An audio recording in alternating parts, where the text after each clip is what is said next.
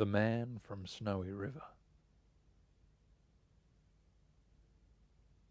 There was movement at the station, for the word had passed around that the colt from old Regret had got away and had joined the wild bush horses.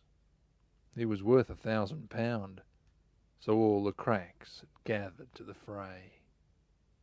All the tried and noted riders from stations near and far had mustered at the homestead overnight. For bushmen love hard riding where the wild bush horses are, and the stock horse snuffs the battle with delight. There was Harrison, who made his pile when Pardon won the cup, an old man with his hair as white as snow, but few could ride beside him while his blood was fairly up. He could go wherever horse and man could go. And Clancy of the Overflow came down to lend a hand. No better horseman ever held the reins, for never horse could throw him while his saddle girths would stand. He learnt to ride while droving on the plains. And one was there, a stripling on a small and weedy beast. He was something like a racehorse, undersized, with a touch of Timor pony, 3 parts thoroughbred at least, and such as are by mountain horsemen prized. He was hard and tough and wiry, just the sort that won't say die. There was courage in his quick, impatient tread, and he bore the badge of gameness in his bright and fiery eye, and the proud and lofty carriage of his head. But still, so slight and weedy, one would doubt his power to stay. And the old man said, "That horse'll never do for a long and tiring gallop, lad. You'd better stop away. Those hills are far too rough for such as you." So he waited, sad and wistful. Only Clancy stood his friend. "I think we ought to let him come," he said. "I warrant he'll be with us when he's wanted at the end, for both his horse and he are mountain bred.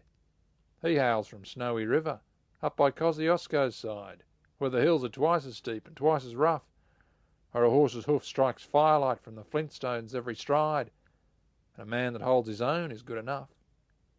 The Snowy River riders on the mountains make their home where that river runs those giant hills between. I've seen full many horsemen since I first commenced to roam, but nowhere yet such horsemen have I seen." So he went.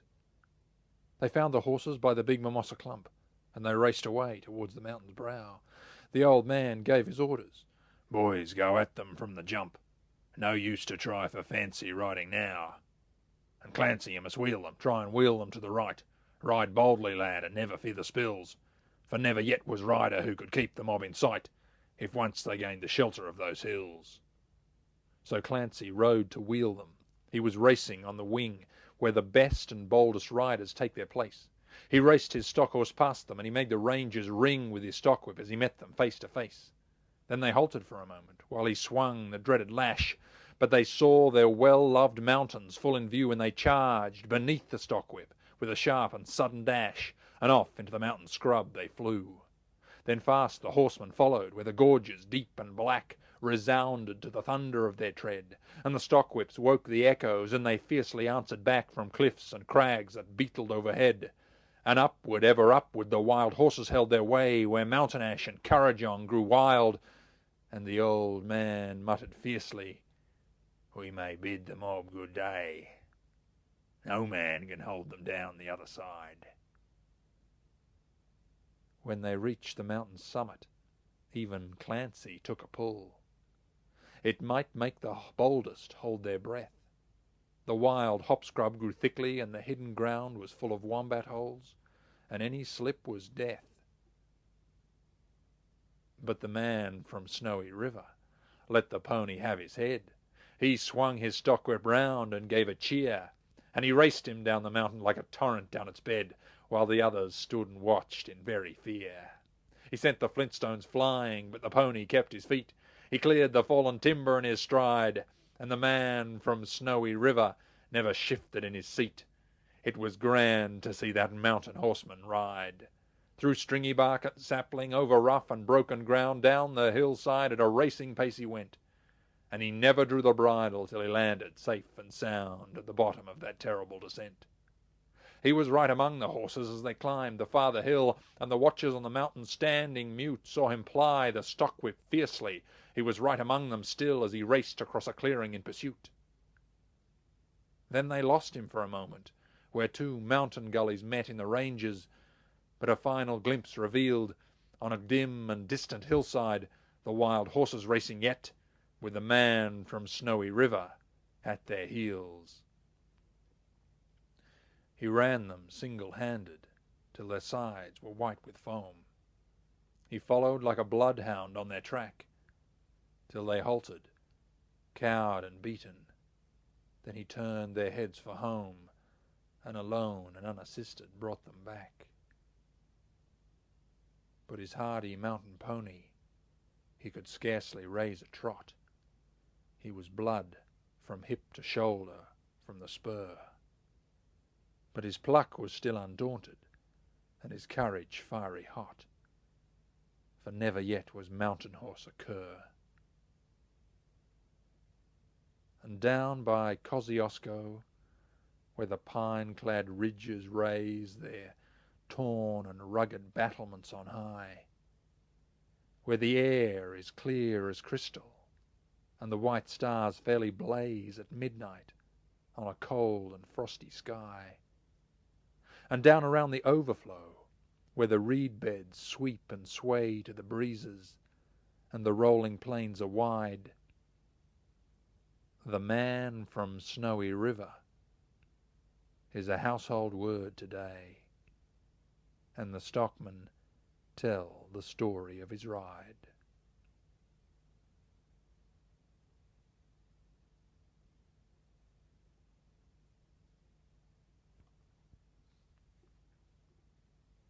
Clancy of the Overflow. I had written him a letter, which I had, for want of better knowledge, sent to where I met him down the Lochland years ago. He was shearing when I knew him, so I sent the letter to him just on spec, addressed as follows: Clancy of the Overflow. And an answer came, directed, in a writing unexpected. I think the same was written with a thumbnail dipped in tar. 'Twas his shearing mate who wrote it, and verbatim I'll quote it. "Clancy's gone to Queensland droving. We don't know where he are."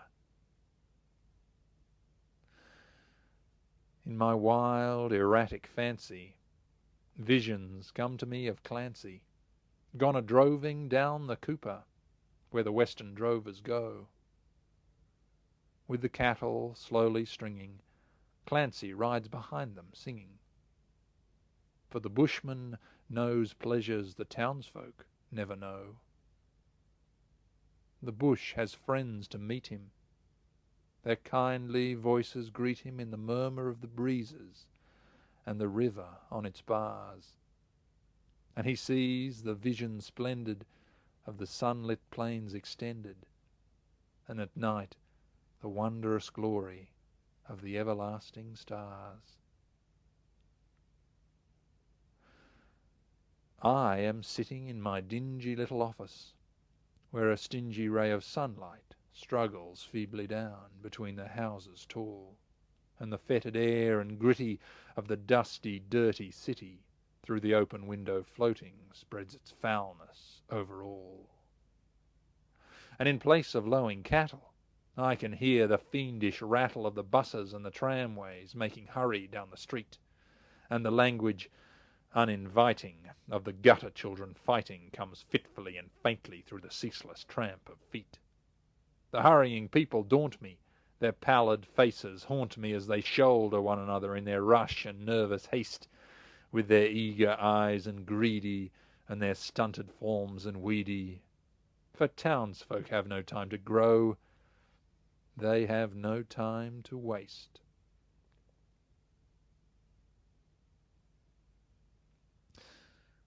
And I somehow rather fancy I'd like to change with Clancy, take a turn at droving where the seasons come and go, while he faced the round eternal of the cash book and the journal.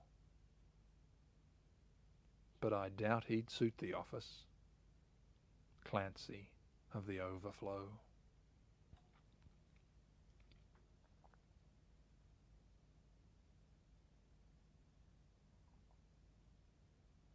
In the droving days. "Only £1, said the auctioneer. "Only £1, and I'm standing here, selling this animal, gain or loss. Only £1 for the drover's horse. One of the sort that was never afraid, one of the boys of the old brigade, thoroughly honest and game, I'll swear. Only a little the worse for wear, plenty as bad as I've seen in town. Give me a bid and I'll knock him down, sold as he stands and without recourse. Give me a bid for the drover's horse." Loitering there in an aimless way, somehow I noticed the poor old grey, weary and battered and screwed, of course. Yet when I noticed the old grey horse, the rough bush saddle and the single rein of the bridle laid on his tangled mane, straightway the crowd and the auctioneer seemed on a sudden to disappear, melted away in a kind of haze, for my heart went back to the droving days, back to the road, and I crossed again over the miles of the Saltbush plain, the shining plain that's said to be the dried-up bed of an inland sea, where the air, so dry and so clear and bright, refracts the sun with a wondrous light, and out in the dim horizon makes the deep blue gleam of the phantom lakes. At dawn of day we could feel the breeze that stirred the boughs of the sleeping trees, and brought a breath of the fragrance rare that comes and goes on that scented air. For the trees and the grass and the shrubs contain a dry sweet scent on the Saltbush plain.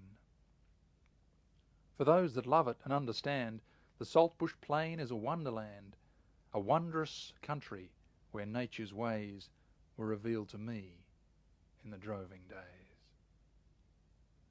We saw the fleet wild horses pass, and kangaroos through the Mitchell grass. The emu ran with a frightened brood, all unmolested and unpursued. But there rose a shout and a wild hubbub when the dingo raced for his native scrub, and he paid right dear for his stolen meals, with the drover's dog at his wretched heels. For we ran him down at a rattling pace, while the pack-horse joined in the stirring chase, and a wild halloo at the kill we'd raise. We were light of heart in the droving days. 'Twas a drover's horse, and my hand again made to move a close on a fancied rein, for I felt the swing and the easy stride of the grand old horse that I used to ride. In drought or plenty, in good or ill, the same old steed was my comrade still. The old grey horse, with his honest ways, was a mate to me in the droving days. When we kept our watch in the cold and damp, if the cattle broke from the sleeping camp, over the hills and across the plain, with my head bent down on his waving mane, through the boughs above and the stumps below, on the darkest night I could let him go. At a racing speed he would choose his course, and my life was safe with the old grey horse. But a man and horse had a favourite job. When an outlaw broke from a station mob, with a right good will was the stockwhip plied, as the old horse raced at the straggler's side, and the green-hide whip such a whelp would raise. We could use the whip in the droving days. "Only £1. And was this the end? Only £1 for the drover's friend. The drover's friend that had seen his day, and now was worthless and cast away, with a broken knee and a broken heart, to be flogged and starved in a hawker's cart. Well, I made a bid for a sense of shame, and the memories dear of the good old game. "Thank you, guinea, and cheap at that. Against you there in the curly hat. Only a guinea and one more chance. Down he goes if there's no advance. Third and the last time. 1, 2, 3. And the old grey horse was knocked down to me. And now he's wandering, fat and sleek, on the Lucerne flats by the Homestead Creek. I dare not ride him for fear he'd fall, but he does a journey to beat them all. For though he scarcely a trot can raise, he can take me back to the droving days.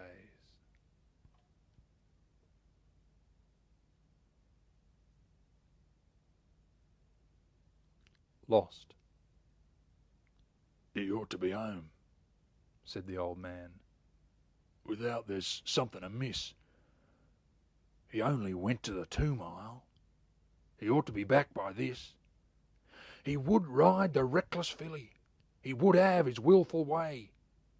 And here, he's not back at sundown. And what will his mother say? He was always his mother's idol, ever since his father died. And there isn't a horse on the station that he isn't game to ride, but that reckless mare is vicious, and if once she gets away, he hasn't got the strength to hold her. Oh, and what will his mother say?" The old man walked to the slip rail and peered up the darkening track and looked and longed for the rider that would never more come back. And the mother came and clutched him with sudden spasmodic fright. "What has become of my Willie? Why isn't he home tonight?" Away in the gloomy ranges, at the foot of an ironbark, the bonny, winsome laddie was lying stiff and stark. For the reckless mare had smashed him against a leaning limb, and his comely face was battered, and his merry eyes were dim. And the thoroughbred chestnut filly, the saddle beneath her flanks, was away like fire through the ranges to join the wild mob's ranks. And the broken-hearted woman and the old man, worn and white, were searching all day in the ranges till the sundown brought the night. And the mother kept feebly calling with a hope that would not die, "Willie, where are you, Willie?" But how can the dead reply? And hope died out with the daylight, and darkness brought despair. God pity the stricken mother, and answer the widow's prayer. Though far and wide they sought him, they found not where he fell, for the rangers held him precious, and guarded their treasure well. The wattle blooms above him, and the bluebells blow close by, and the brown bees buzz the secret, and the wild birds sing reply. But the mother pined and faded, and cried and took no rest, and rode each day to the ranges on her hopeless, weary quest. Seeking her loved one ever, she faded and pined away, but with the strength of her great affection, she still sought every day. "I know that sooner or later I shall find my boy," she said. But she came not home one evening, and they found her lying dead, and stamped on the poor pale features, as the spirit homeward passed, was an angel's smile of gladness. She had found her boy at last.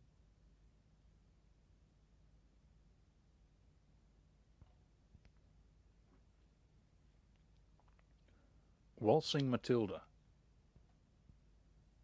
Oh, there once was a swagman camped by a billabong under the shade of a coolabah tree, and he sang as he looked at his old billy boiling, "Who'll come a-waltzing Matilda with me?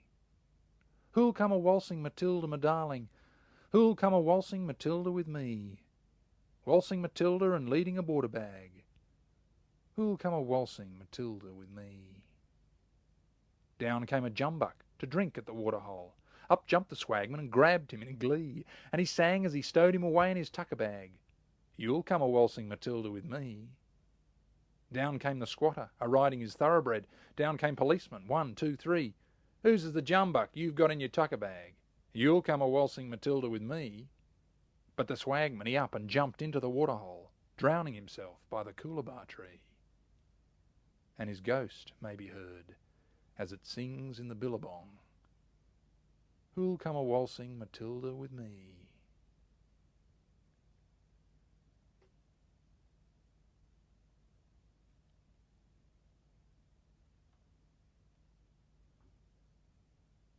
The road to Gundagai.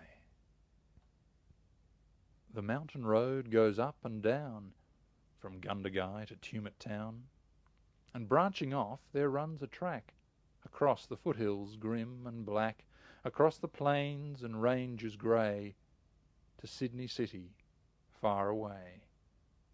It came by chance one day that I from Tumut rode to Gundagai, and reached about the evening tide the crossing where the roads divide. And waiting at the crossing place I saw a maiden fair of face, with eyes of deepest violet blue, and cheeks to match the rose in hue. The fairest maids Australia knows are bred among the mountain snows. Then, fearing I might go astray, I asked if she could show the way. Her voice might well a man bewitch, its tones so supple, deep and rich. "The tracks are clear," she made reply, "and this goes down to Sydney town, and that one goes to Gundagai."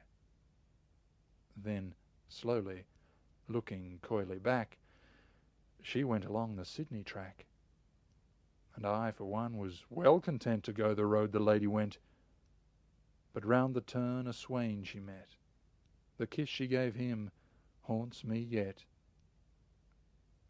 I turned and travelled with a sigh the lonely road to Gundagai.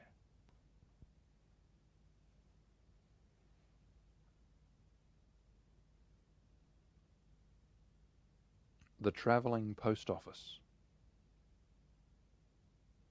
The roving breezes come and go, the reed beds sweep and sway, the sleepy river murmurs low and loiters on its way. It's the land of lots of time along the Castlereagh. The old man's son had left the farm. He found it dull and slow. He drifted to the great northwest, where all the rovers go. "He's gone so long," the old man said, "he's dropped right out of mind.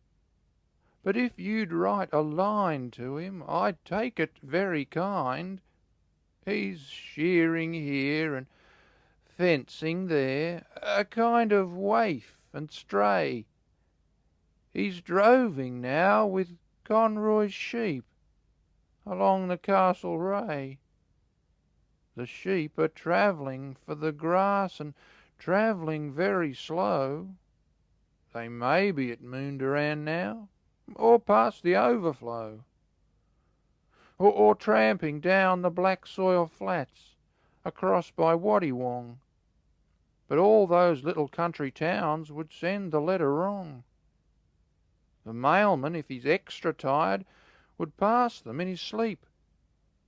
It's safest to address the note to care of Conroy's sheep, for 25,000 head can scarcely go astray. You write to care of Conroy's sheep along the Castlereagh." By rock and ridge and riverside the western mail has gone, across the great blue mountain range to take that letter on. A moment at the topmost grade, while open fire doors glare, she pauses like a living thing to breathe the mountain air, then launches down the other side across the plains away to bear that note to Conroy's sheep along the Castlereagh. And now by coach and mailman's bag it goes from town to town, and Conroy's Gap and Conroy's Creek have marked it further down. Beneath a sky of deepest blue, where never cloud abides, a speck upon the waste of plain, the lonely mailman rides. Where fierce hot winds have set the pine and myall boughs asweep, he hails the shearers passing for news of Conroy's sheep. By big lagoons where wildfowls play and crested pigeons flock, by campfires where the drovers ride around their restless stock, and past the teamsters toiling down to fetch the wool away, My letter chases Conroy's sheep along the Castle Ray.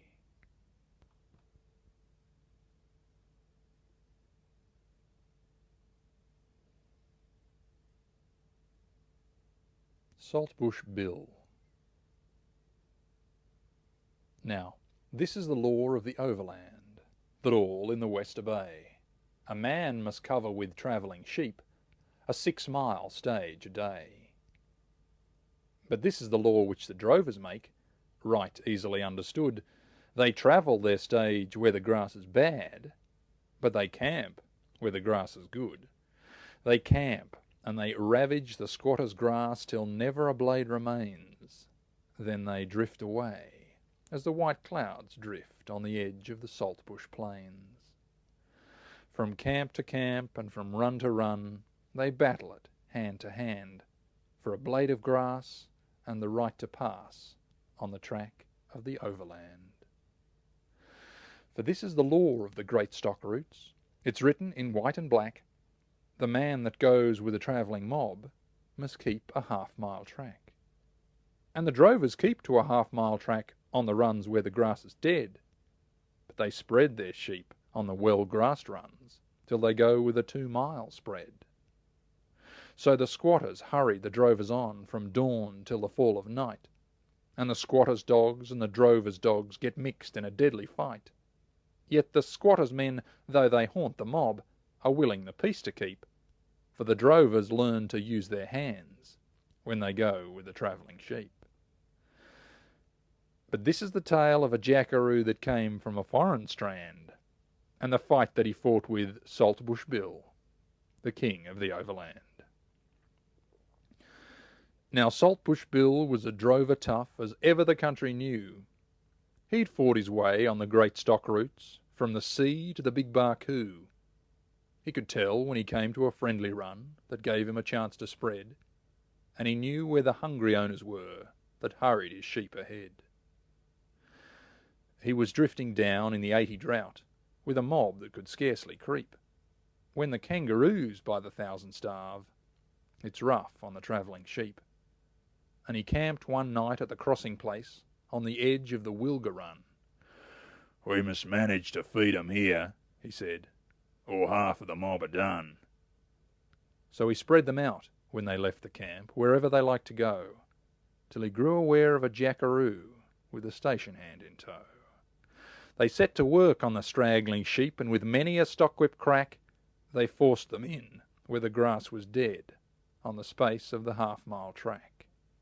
And William prayed that the hand of fate might suddenly strike him blue, but he'd get some grass for his starving sheep in the teeth of that jackaroo. So he turned, and he cursed the jackaroo. He cursed him alive or dead, from the soles of his great unwieldy feet to the crown of his ugly head, with an extra curse on the Moki road and the cur at his heels that ran, till the jackaroo from his horse got down and went for the drover man. With the station hand for his picker-up, though the sheep ran loose the while, they battled it out on the well-grassed plain in regular prize-ring style. Now the new chum fought for his honour's sake and the pride of the English race, but the drover fought for his daily bread, with a smile on his bearded face.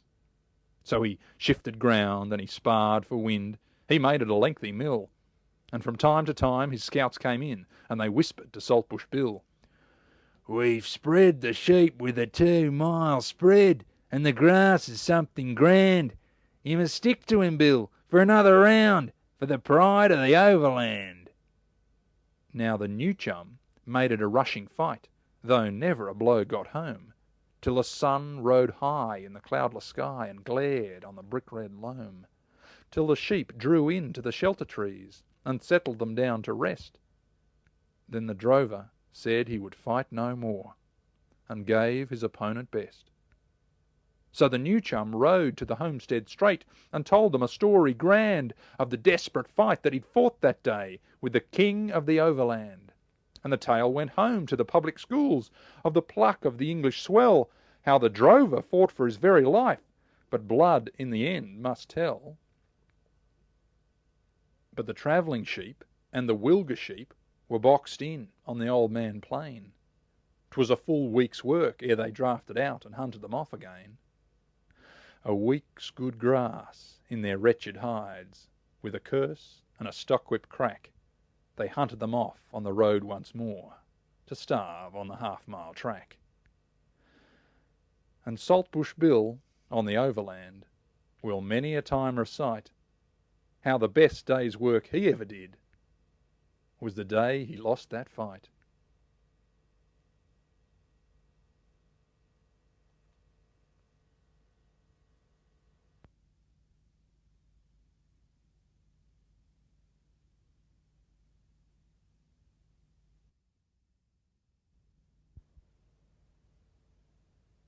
A Bush Christening. On the outer Barcoo, where churches are few and men of religion are scanty, on a road never crossed, except by folks that are lost, one Michael Magee had a shanty. Now, this Mike was the dad of a 10-year-old lad, plump, healthy, and stoutly conditioned. He was strong as the best, but poor Mike had no rest, for the youngster had never been christened. And his wife used to cry, if the darlin' should die, St. Peter would not recognise him. But by luck he survived till a preacher arrived, who agreed straightway to baptise him. Now, the artful young rogue, while they held their collogue, with his ear to the keyhole was listening, and he muttered in fright, while his features turned white, what the devil and all is this christening? He was none of your dolts. He'd seen them brand colts, and it seemed to his small understanding, if the man in the frock made him one of the flock, it must mean something very like branding. So away with a rush he sent off for the bush, while the tears in his eyelids they glistened. "'Tis outrageous," he said, "to brand youngsters like me. I'll be dashed if I'll stop and be christened." Like a young native dog he ran into a log, and his father, with language uncivil, never heeding the praise, cried loud in his haste, "Come out and be christened, you devil!" But he lay there as snug as a bug in a rug, and his parents in vain might reprove him, till his reverence spoke. He was fond of a joke. "I've a notion," he said, "that'll move him. Poke a stick up the log, give the spaline a sprog. Poke him easy, don't hurt him or maim him. 'Tis not long that he'll stand, I've the water in hand, as he rushes out this end I'll name him. Here he comes, of a shame, I've forgotten the name. Is it Patsy or Michael or Dennis?" Here the youngster ran out, and the priest gave a shout, "Take your chance anyhow with McGuinness." As the howling young cub ran away to the scrub, where he knew that pursuit would be risky, the priest, as he fled, flung a flask at his head that was labelled McGuinness Whiskey. Now McGuinness Magee has been made a JP, and the one thing he hates more than sin is to be asked by the folk who have heard of the joke how he came to be christened McGuinness.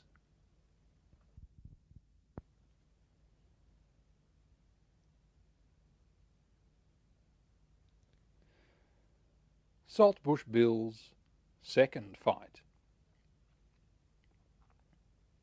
The news came down on the Castlereagh, and went to the world at large, that 20,000 travelling sheep, with Saltbush Bill in charge, were drifting down from a dried-out run to ravage the Castlereagh. And the squatters swore when they heard the news, and wished they were well away. For the name and the fame of Saltbush Bill were over the countryside, for the wondrous ways that he fed his sheep, and the dodges and tricks he tried. He would lose his way on a main stock route, and stray to the squatter's grass. He would come to a run with the boss away, and swear he had leave to pass. And back of it all, and behind it all, as well as the squatters knew, if he had to fight, he would fight all day, so long as his sheep got through.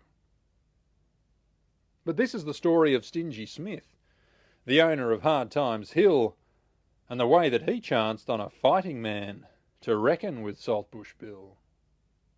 'Twas Stingy Smith on his stockyard sat and prayed for an early spring, when he started at the sight of a clean-shaved tramp who walked with a jaunty swing.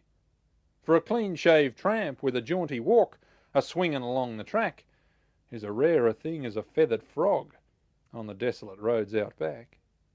So the tramp he made for the traveller's hut to ask if he could camp the night. But Stingy Smith had a bright idea and called to him, "Can you fight?" "Why, what's the game?" said the clean-shaved tramp, as he looked him up and down. "If you want a battle, get off that fence, and I'll kill you for half a crown. But, boss, you better not fight with me. It wouldn't be fair nor right. I'm Stiffener Joe from the Rocks Brigade. I killed a man in a fight. I served 2 years for it, fair and square, and now I'm a-tramping back to look for a peaceful, quiet life away on the outside track." "Oh, it's not myself, but a drover chap," said Stingy Smith with glee. "A bullying fellow called Saltbush Bill, and you're the man for me. He's on the road with his hungry sheep, and he's certain to raise a row, for he's bullied the whole of the Castlereagh till he's got them under cow. Just pick a quarrel and raise a fight and leather him good and hard, and I'll take good care that his wretched sheep don't wander a half a yard. It's a £5 job if you belt him well. Do anything short of kill. If there isn't a beak on the Castlereagh, he'll fine you for Saltbush Bill." "I'll take the job," said the fighting man, "and not as this cove appears. He'll stand no chance with a bloke like me that's lived on the game for years. For he'd maybe learnt in a boxing school and sparred for a round or so, but I fought all hands in a 10-foot ring each night in a travelling show. They earned £1 if they stayed 3 rounds, and they tried for it every night. A 10-foot ring, that's the game that teaches a bloke to fight. But they'd rush and clinch. It was Dublin rules, and we drew no colour line. And they all tried hard to earn their pound, but they got no pound of mine. If I saw no chance in the opening round, I'd slog at their wind and weight. And an opening came, and it always came, and I'd settle 'em sure as fate. Left on the ribs, right on the jaw, and when the chance comes, make sure. And that's where a professional bloke like me gets home on the amateur, for it's my experience every day, and I make no doubt it's yours. The third-class pro is an overmatch for the best of your amateurs." "Oh, take your swag to the traveller's hut," said Smith, "for you waste your breath. You've a first-class chance if you lose the fight of talking your man to death.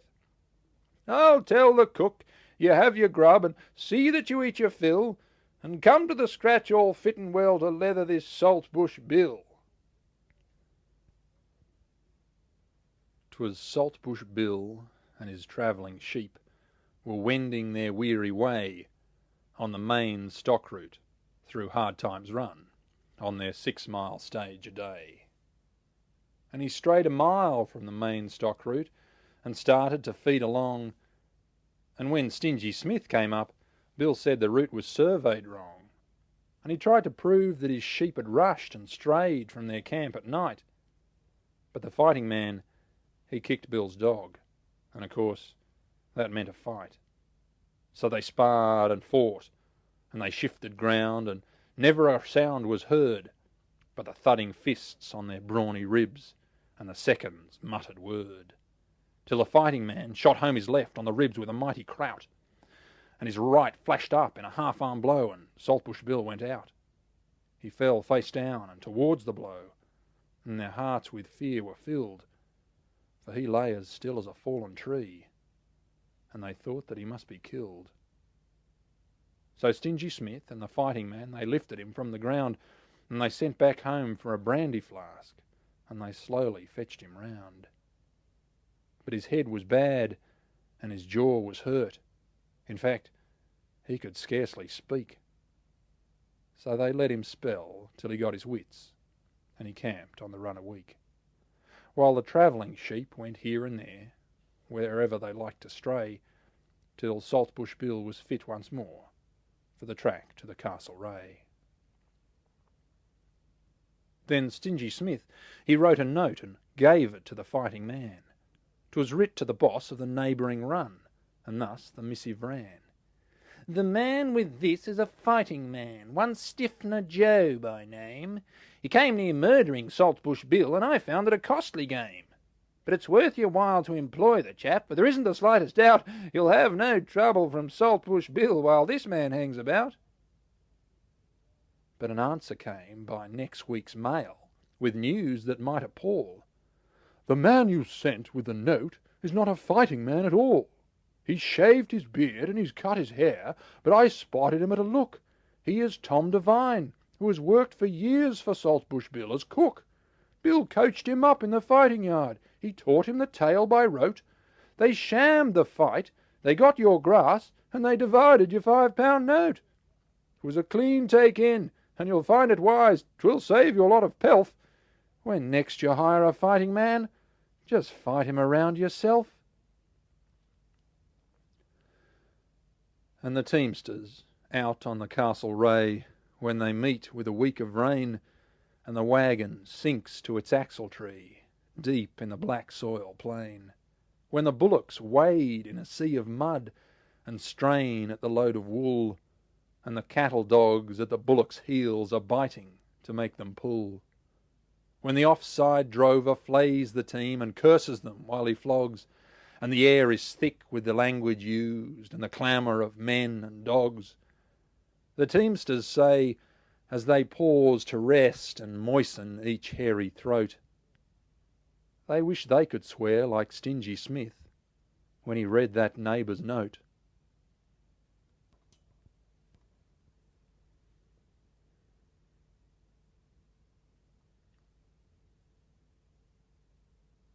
City of Dreadful Thirst.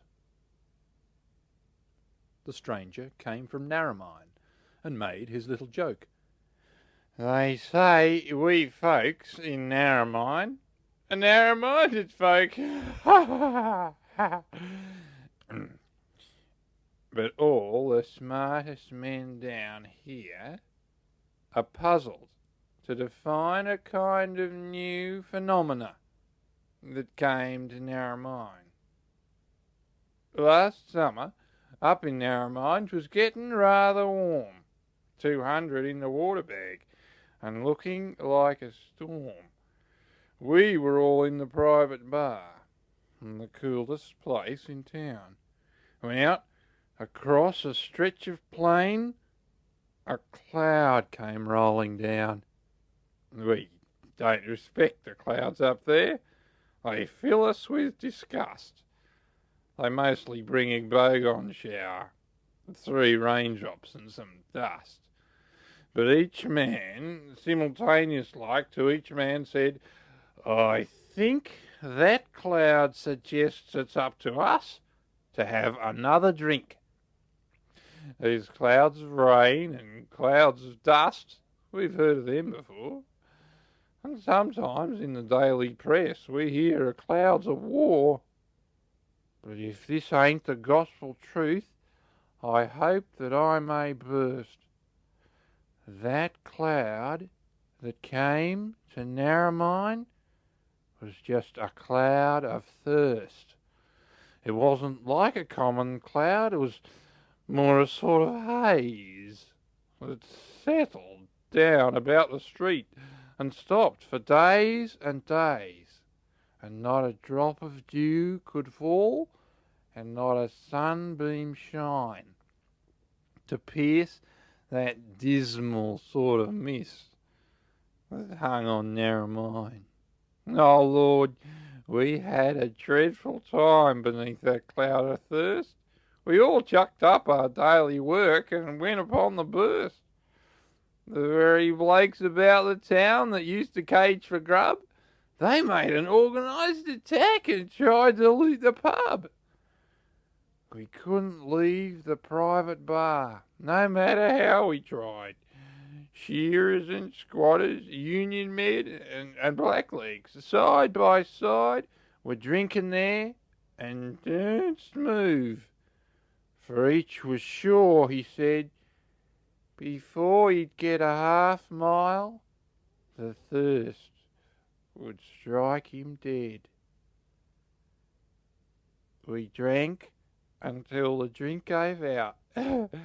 We searched from room to room and around the pub like drunken ghosts went howling through the gloom. The shearers found some kerosene and settled down again, but all the squatter chaps and I, we staggered to the train.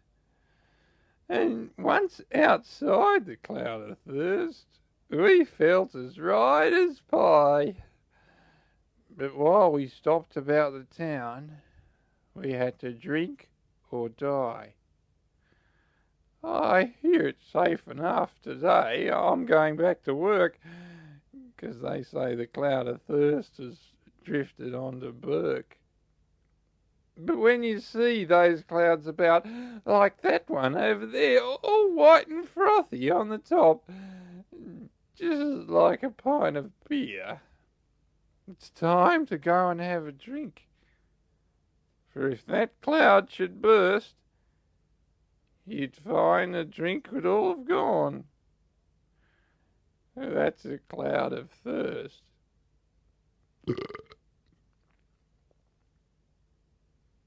We stood the man from Narromine a pint of half and half. He drank it off without a gasp in one tremendous quaff.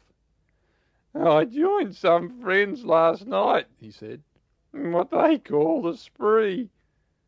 But after Narromine, it was just a holiday to me.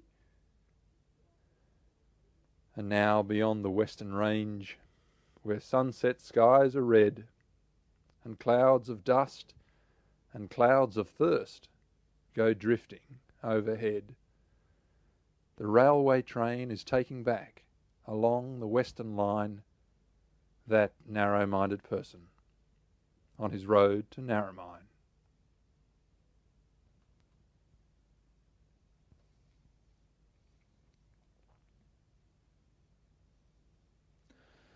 Last week. Oh, the new chum went to the back block run, but he should have gone there last week. He tramped 10 miles with a loaded gun, but of turkey or duck saw never a one. For he should have gone there last week, they said. There were flocks of them there last week. He wended his way to a waterfall, and he should have gone there last week. He carried a camera, legs and all, but the day was hot and the stream was small. For he should have gone there last week, they said. They drowned a man there last week. He went for a drive, and he made a start, which should have been made last week. For the old horse died of a broken heart. So he footed it home, and he dragged the cart. But the horse was all right last week, they said. He trotted a match last week. So he asked the bushies, who came from afar to visit the town last week, if they'd dine with him. And they said, hurrah! But there wasn't a drop in the whiskey jar. You should have been here last week, he said. I drank it all up last week.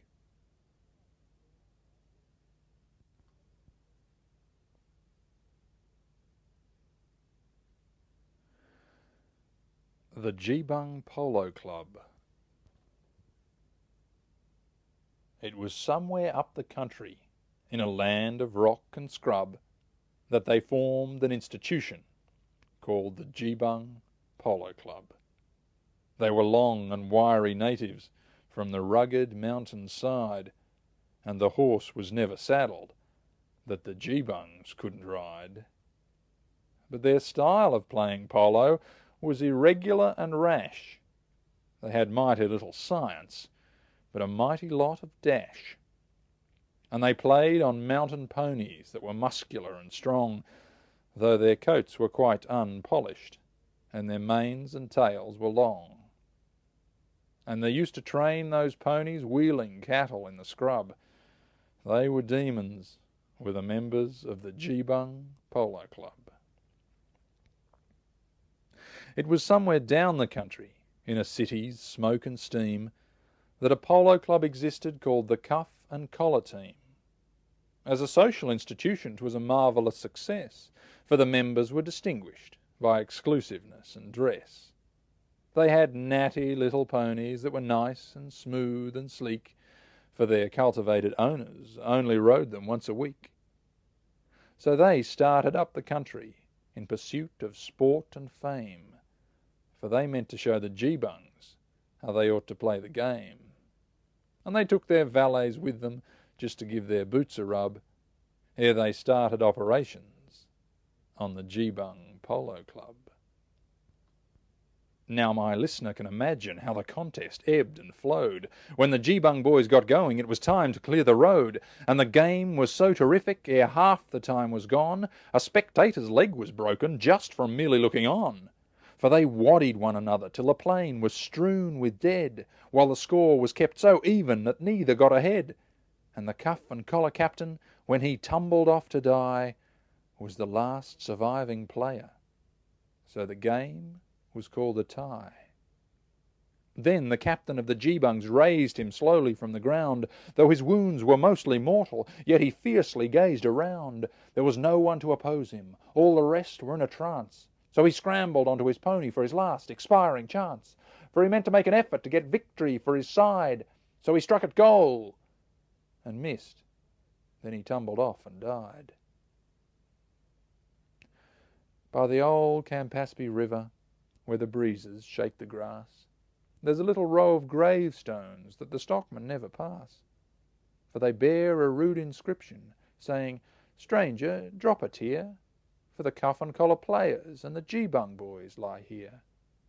And on misty, moonlit evenings, while the dingoes howl around, you can see their shadows flitting down the phantom polo ground. You can hear the loud collisions as the flying players meet, and the rattle of the mallets and the rush of ponies' feet, till a terrified spectator rides like blazes to the pub. He's been haunted by the spectres of the Geebung Polo Club.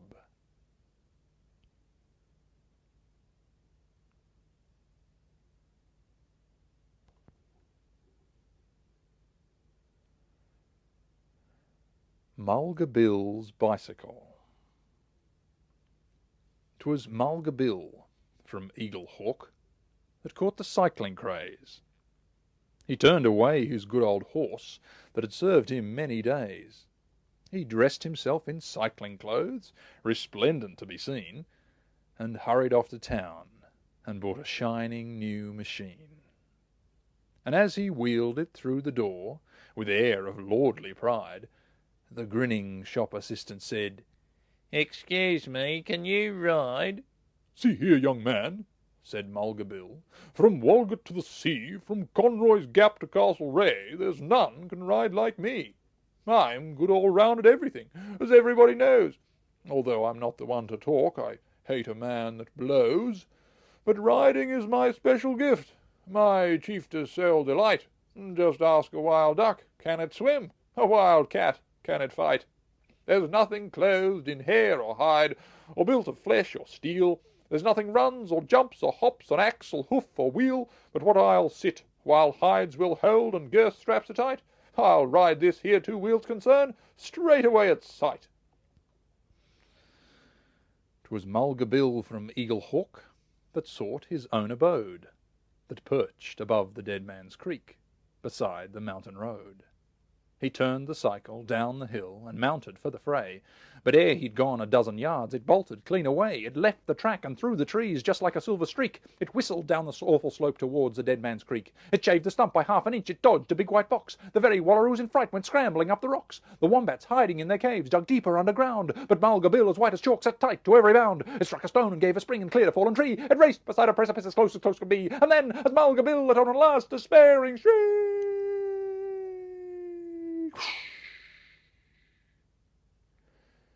it made a leap of 20 feet into the Dead Man's Creek.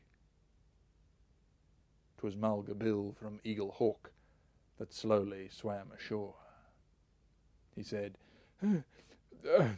"I've had some narrow shaves and lively rides before. I've rode a wild bull around a yard to win a 5-pound bet, but that was sure the dernedest ride that I've encountered yet. I'll give that two-wheeled outlaw best. It's shaken all me nerve to feel it whistle through the trees and plunge and buck and swerve. It's safe at rest in Dead Man's Creek. I'll leave it lying still. A horse's back is good enough henceforth for Mulga Bill."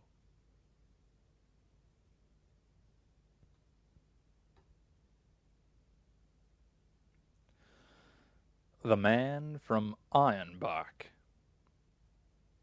It was the man from Ironbark who struck the Sydney town. He wandered through street and park. He wandered up and down.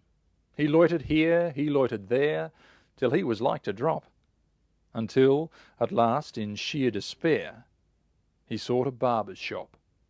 "Here, shave me beard and whiskers off. I'll be a man of mark. I'll go and do the Sydney toff up home in Ironbark. The barber man was small and flash, as barbers mostly are. He wore a strike-your-fancy sash and smoked a huge cigar. He was a humorist of note and keen at a repartee. He laid the odds and kept a tote, whatever that may be. And when he saw our friend arrive, he whispered, "Here's a lark. Just watch me catch him all alive, this man from Ironbark." There were some gilded youths that sat along the barber's wall. Their eyes were dull, their heads were flat, they had no brains at all. To them the barber passed the wink, his dexter eyelid shut. "I'll make this bloomin' yokel think his bloomin' throat's cut." And as he soaped and rubbed it in, he made a rude remark. "I suppose the flats is pretty green up home in Ironbark." A grunt was all the reply he got. He shaved the bushman's chin, then made the water boiling hot, and dipped the razor in. He raised his hand, his brow grew black, he paused a while to gloat, then slashed the red-hot razor-back across the victim's throat. Upon the newly shaven skin it made a livid mark. No doubt it fairly took him in, the man from Ironbark. He fetched a wild up-country yell, might wake the dead to hear, and though he knew full well his throat was cut from ear to ear, he struggled gamely to his feet to face the murderous foe. You've done me in, you dog. I'm beat. One hit before I go. I only wish I had a knife, you blessed murdering shark. But you'll remember all your life the man from Ironbark. He lifted up his hairy paw with one tremendous clout, and landed on the barber's jaw and knocked the barber out. He set to work with tooth and nail, he made the place a wreck. He grabbed the nearest gilded youth and tried to break his neck. And all the while his throat he held to save his vital spark. And murder, bloody murder, yelled the man from Ironbark. A peeler man who heard the din came in to see the show. He tried to run the bushman in, but he refused to go. And when at last the barber spoke and said, "It was all in fun. 'Twas just a little joke, a trifle overdone." A joke? He cried. By George, that's fine. A lively sort of lark. I'd like to catch the murdering swine some night in Ironbark. And now, while round the shearing floor the listening shearers gape, he tells the story over and over and brags of his escape. Them barber chaps what keeps the tote. By George, I've had enough. One tried to cut me bloomin' throat, but thank the Lord it's tough. And whether he's believed or no, there's one thing to remark. Flowing beards are all the go up home in Ironbark.